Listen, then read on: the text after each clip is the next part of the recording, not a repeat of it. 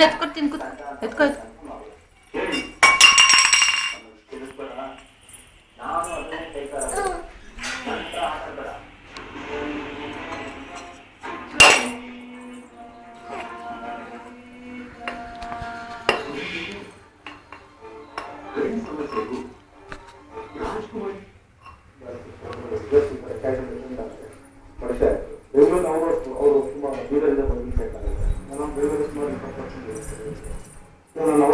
ಮೇಲೆ ಹೋಗ್ಬಾರ್ದು ಕೇಬಲ್ ಅವ್ರವ್ರೆ ಮೇಲ್ಗಡೆ ವೈರ್ ರಿಪೇರಿ ಮಾಡ್ತಾವ್ರೆ ಅಲ್ಲೇ ಕೂತು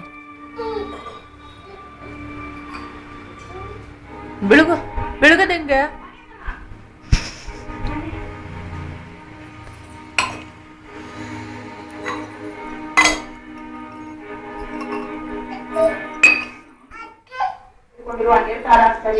ಅದೇ ಏನು